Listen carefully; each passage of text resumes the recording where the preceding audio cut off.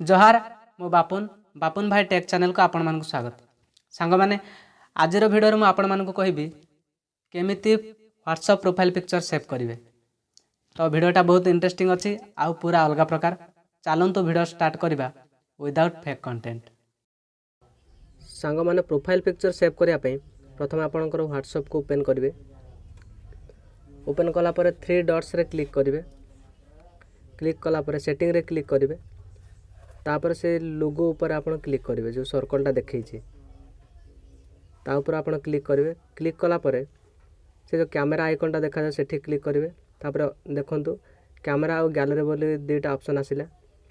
आपण direct camera रे click करके डायरेक्ट फोटो उठे कर पारे ना गैलरी रे क्लिक करके आपण आपणको गैलरी रो आगर उठाई था फोटो को आपण सिलेक्ट करि पारिबे। तो मु गैलरी रो गोटे फोटोटा को मु सिलेक्ट करूची।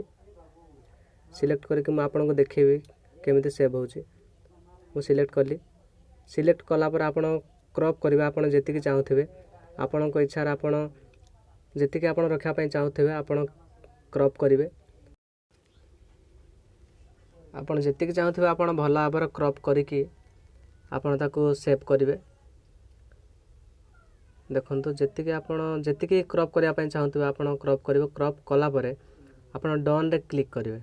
ठीक अच्छे डन रे क्लिक कले देखो सेव हो गला प्रोफाइल पिक्चरटा।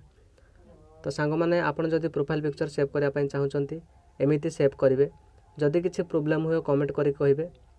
आम वीडियो देखुथिबारु आपनकु बहुत बहुत धन्यवाद।